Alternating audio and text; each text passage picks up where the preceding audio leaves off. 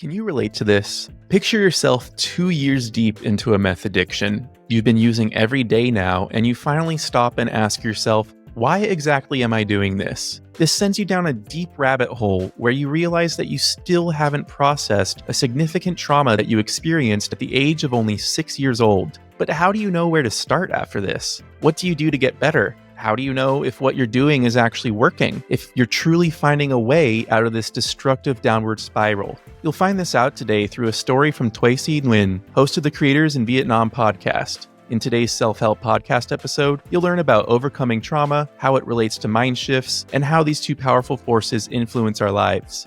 Welcome to Surviving Humanity, a self-help podcast, where we shift your perspective to help you overcome the obstacles in your life. We are Wesley Jackson and Andrew Gilley, and we hope to foster a sense of connection and community over our common struggles while providing you with tools to overcome them. As always, our Facebook, subreddit, and Twitter are the best places to go for community, connection, and support. Links to these are in the show notes. Let's get started. Tuê-Si, do you have any stories that you'd like to share that are related to overcoming trauma? I do have a personal story about overcoming trauma, and it's based on my addiction to crystal meth. So I was addicted to crystal meth from 2017 till middle of 2019. I had done it consistently every day for all that time. And when I hit rock bottom, it was that little wake-up call to find out what was the reason behind the addiction, not looking at the addiction for the reason of the crime, but looking at what was the workings inside of my head, the status of my mental health, and how I dealt with all the things that happened in my childhood and throughout my life. When you were backtracking throughout your childhood and your life leading up to this addiction phase, what were you seeing, hearing, feeling, and thinking when you were recollecting all of this? The root of my trauma, I lost my mom very young when I was 6 years old. So obviously that gave me a huge fear of abandonment. And when I started looking at the tip of the iceberg, I thought at that time that the whole trauma and the whole problem that I had in my life was the death of my mom. I started observing it and observing that time in my life. And what I realized is, for me, there's three main feelings that I was hiding to myself or I did not know how to express. And those were the feelings or emotions of rage, resentment, and regret. And so when I was asking myself the question, why did it go this far? Why did I have to go this deep into addiction? And why crystal meth? And why all of this? I kept on looking at, it's because my mom died. And it was a very simple way to approach things. And then I was like, okay, well, I have fear of abandonment. But every time I was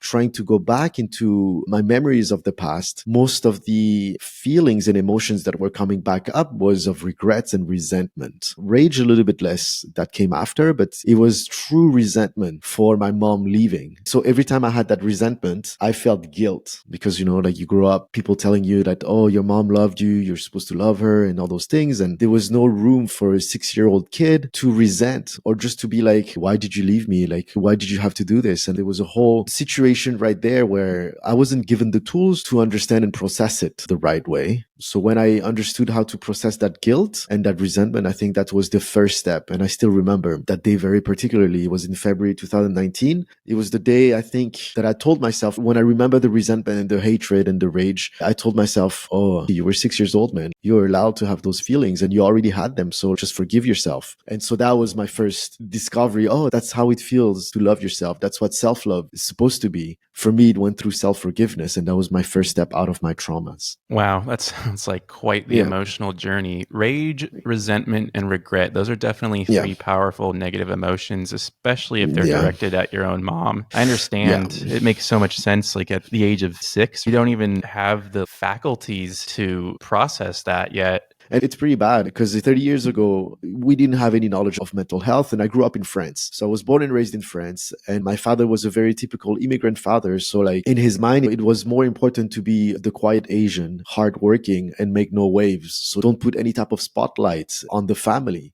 And the way that my mom passed, she unfortunately took her life. That was way too much spotlight on the family already. And all of those details are coming way after that 35, 36, a couple years ago. And in the culture back in the day in France or in any country, I would feel is someone passes away, a mom or a father. And then 1 week, 2 weeks after, you're back at school and you have to pretend that everything is okay. And so everybody was asking me questions is everything okay? We're sorry. And I was to act like everything was normal, but nothing was normal anymore. So I had no recourse to or no tools to process it. And it's not like at that time, like an Asian father was going to go, oh, I think I'm going to bring you to the therapist and you're going to have to talk about it. It is what it is. But I am happy that I went through that journey of understanding all those negative emotions. Yeah, you weren't really given space to process back then. But fast forwarding now to the present, then, how did you find a way through all of this exactly? So I'm grateful in a way, quote unquote, that I chose crystal meth, because when you hit rock bottom and then society, quote unquote, again, sees you doing crystal meth, there is no way out of it. There is just get your shit together or don't. But there was enough documentation out there on addiction, on crystal meth addiction, alcoholism, and all those different type of addiction that it gave me enough knowledge to try to come up with a plan. Obviously, knowledge without execution is just talking. And so it took me a while to go from, okay, I think I should change the environment. I think I said that like in June 2018, and it took me a year to actually move to Vietnam. And so actually my move to Vietnam in May 2019 was, I think, what allowed me to give myself space, finally, to give myself space to heal. And one of the things that I realized that I did not do my whole life and that I'm practicing since then is by giving myself that space, I showed up for myself. And by showing up for myself consistently, I can now manage my fear of abandonment because I know that I'll never let myself go or abandon me. Because before, that fear that I was projecting on others was just me not showing up for myself because I was too guilty of the feelings that I had. But the technicals of me now coming out of this whole thing or understanding those traumas was two tools that I used that had really helped me is obviously journaling and meditation. Wow. It sounds like you've gone through quite the introspection. So journaling and meditation, Yes. what kinds exactly are we talking about here? So one of the meditation that really helped me was based on the book from Joe Dispenza. For the audience, it's a man that I highly recommend. So it's a lot based on emotions too. It's you create your future through how you feel. And so I think I would meditate in 2020 for 1 hour in the morning and then 1 hour in the evening just before bed. And it's basically you go through, you focus on all your chakras. And then once you hit a point of flow, that's when you visualize the future that you want to have. And then you create the emotions with them. So you feel your future because the body doesn't know past, present, or future. So it's the same way with traumas. If you wake up and you think of your traumas or you subconsciously think of your trauma, you're creating the same chemical reactions of stress and fear of that day. And so that meditation really helped me to like really start living in the present or in the future that I was visioning. And when I say meditation, I didn't sit here. When I say I meditated for 1 hour in the morning and 1 hour in the evening, it's not like I was sitting and I was levitating and I was like reaching a point of Zen for 45 minutes. No, it was a constant battle with my mind to get to that 30 to 45 second of, oh yeah, I'm connected to something. But the rest was like, honestly, at the beginning when I started meditating, it was like me closing my eyes and it was like the worst thing that I could see. And I could hear the drugs talking in my ear, like, come on back, let's go do drugs and let's go to the clubs and all those things. And that was like 45 minutes of that to get to 1 minute of, oh, I can visualize something. And then very honestly, within the 1 year that I really practiced this, it's not like it went up to 30 minutes of fucking bliss. It was like still like a 40 minutes of constant battle, except the battle was like softer and like it was just like more manageable, but it was still like maybe at most 2 minutes of bliss. But those 2 minutes is what makes you come back. So that's how I do. Funny, because I was just talking about this on a previous episode with Andrew about how much I struggled with mindfulness meditation in particular and how I've recently switched to affirmation statements and anger and resentment, let going of that. I really wanted to point out something that I really liked that you said was how like the body doesn't know what past, present, and future is. And so if you think or bring up thoughts of the past of a traumatic event or experience, your body will react to it in the present. I think that's a really powerful way to just succinctly put that in perspective. Yeah. And I think that will help a lot of people have this kind of idea of how trauma actually mechanically functions within the body. I think you really just help that click. Yeah, that really helped me. It does make sense because you can observe the body and I would observe my trigger and I would observe exactly what was happening in it. And I'm thinking of like my ex relationships and suddenly this toxicity and this like the bitterness come back. And I'm like, oh, but I'm here sitting in the present, struggling with myself. There is nobody's here but me. And so I really started observing myself. And then the second side of the method is journaling, because once you observe, then it's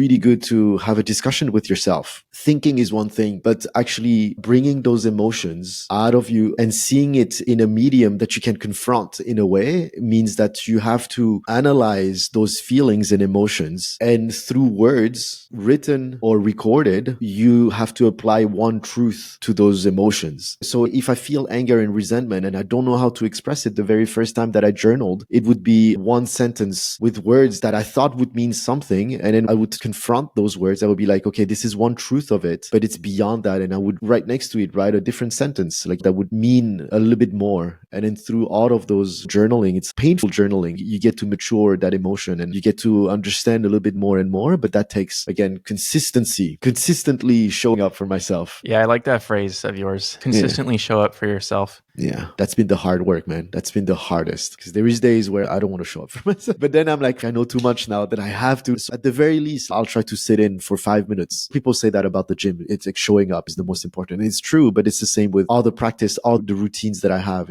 I'm going to sit there, even if it's for 5 minutes. I'm going to sit there, close my eyes. I'm going to pop up I use Notion a lot for journaling, and I'm going to pop up my daily touch base, and that's it. And at the very least of doing this, the same thing than showing up at the gym, it helps self-management. Yeah, self-discipline and self-management. So true. Yeah. So how would you say then that this whole experience of yours has changed your perspective now? So now that I feel that I've gone through that journey of understanding the whole spectrum of my negative emotions, something that I don't run away from anymore, and that I've accepted them and I've forgiven them. And when I feel them, I let them be, because I know they have to get out of that. So that's already a shift of perspective, is don't hold on to your negative emotions, accept them, forgive them, and let them run their course. The second thing is through that's the process of compassion. And that's one of my core values, and it's written on my table right here. But compassion has been something that I refused to do for myself. And I thought being sensitive to other people's emotion or having empathy was to have compassion, but it is part of it, but it's not the whole coin of it. It's not the whole thing. Today, I understand that everything has to go through the lens of compassion, because compassion for me is like true understanding, like without spoken words. It's like I understand who you are by you being who you are and letting you express yourself. And same thing for me, let me express my emotions to the fullest. If I didn't go through that process of self-compassion, then I don't think I would have accepted my own anger, my own emotion, the whole spectrum of my emotions. And I don't think I would be able to do this in return to people around me. And so the reason why I love to do podcasting too, and I love to coach and I love to talk to people, is because now it's really coming out of that place of compassion. And I understand that this is the perspective, the lens that I need to see everything. Even when I express anger, it's because I'm self-compassionate and I need to express something and I need to understand it a little bit more. Wow, that really struck a chord with me. Compassion is actually one of my top 5 values as well. And I struggle as well the most with self-compassion. Yeah, it's hard, man. Yeah, I understand too. I mean, I've mentioned it on my previous episode on your own podcast, Creators in Vietnam, where I talked about my own cannabis addiction. And it was the same exact kind of process, feeling really, really ashamed and guilty about myself and going through that whole process of denial of my own emotions, running away from negative emotions. It's quite the journey. Yeah. So with that said, how would you say overcoming trauma then is related to mind shifts? A trauma is what brings you out of your authentic self. It's an event that just pushes you out of your own path or your authentic path. And it's here to cover up your truth. And so obviously not overcoming trauma means that you will always look at your life, or you would always live your life through the lens of trauma. So you won't be acting out of love or compassion. You would act out of fear and triggers. If you invested this time and this money into overcoming your traumas, then you will come out of that journey like 100% yourself. And that's like priceless. You'll be so much in touch with your authentic self, as bad and as good as it is. But wouldn't you want to be 100% authentic to yourself? Can you put a price to that? I mean, I feel like a million and I'm still a work in progress. Man, you are full of quotable phrases today. I love it. How do you think this story of yours then is related to larger problems throughout society? And why do you think that's important? I just read a book called Ego is the Enemy, Ryan Holiday. And he says, I think I have a pattern of thinking that I'm too different and nobody can understand me. But very honestly, I don't think I'm very different. We are all addicted to something. Like I chose crystal meth, but before crystal meth, it was an area of things that was socially acceptable. But the way out of those addictions is very similar for everybody. There is methods to get out of addiction. addiction. And you can find hundreds of methods. What I recommend is choose one that works for you, or try as many as you can, because every time you try it, that means you show up for yourself. And a lot of the base of the problem of addiction is self-love. So every time you show up for yourself, you show love. So the methods are a dime and a dozen, but the way out is very much the same. It's always based on self-compassion and self-love. Find what makes you react the best to those two things. I will be an addict my whole life, which means that I have to consistently show up for myself every day. There is a framework that you have to work with, but the essence of it is always self-compassion and self-love. So would you say that there's like a lack then generally overall of self-compassion Yes. and self-love throughout there in society? It's a bit of a judgment for me to say that, but I feel that on an observational point of view, that maybe there is not a lack of it. Maybe there is not enough education on it, and maybe we don't practice it enough. Or maybe our society has been unmindful about those things. And that's why I feel like we've lost ourselves so much. And we talked a lot about mental health before COVID, but now we're acting on mental health. Because again, there is a difference between knowledge and execution. We talk so much about mental health, and yet we didn't execute on it. I've lost a few of my really good friends because of mental health, and I don't want to go down that path either. And I've lost my mom because of mental health. So I do feel like our society, if we put the focus more on the internal of the self, not the ego, but the self-compassion, the self-love, the self-forgiveness, all those beautiful acts of like love, I think we would not be as focused on the external rewarding. And that's the basis of addiction. The external reward gives you dopamine, and all those little bad habits that we have becomes addictions. Yeah, we all serve as mirrors for each other, right? So if we're practicing self-love, then it will externalize as well, and other people will respond to that. And I do believe you. I do believe if you don't know how to love yourself, or if you don't know how to listen to yourself, or if you don't know how to talk to yourself, how are you supposed to do that for others? It has to start with you. You're the one that knows you the best. And so if you don't know the ways to love yourself, and I'm dealing with this a lot right now. How do I indicate to someone that is going to come to my life how I want to be loved if I don't know how to love myself? And it's hard practice, because like that's the pattern, especially in my 20s, whereas no, love is going to come from the outside. Love is going to come from a female representation of my mother that is going to tell me exactly those sentences that will fix my untold and unknown subconscious resentment. Jeez, man. You're right. You're so right, honestly. That is very deep, but you're right. What's the moral of this story then? And what can we all do that are listening today to become better humans in response to all of this? I think we can be more acute or more in touch with our intuition. I think a lot of the people, when COVID happened, I know for you, for example, you were pretty, and I feel this is just an observation, an assumption. You were pretty in touch with your intuition. You were like, oh no, this is not going to go good here in Vietnam, and I want to take care of my mental health. And I think you went back to San Diego, if I'm not wrong. And correct. I think the message should be, let's be more in touch with ourselves. And that comes with first being in touch with your intuition. Listen to yourself and don't stay in situations that generate more bad emotions or more bad feelings. It doesn't matter if you look bad out of that. Just take care of yourself first. I think that's the first step of self-compassion, being able to not care to look selfish and to avoid being selfless. So don't sacrifice yourself for others, and then don't be afraid to look selfish, because you're finding who you are. And the first step of it is stepping out of your environment. I like that. Always put your oxygen mask on first before helping others with theirs. Exactly. I love that. Yes.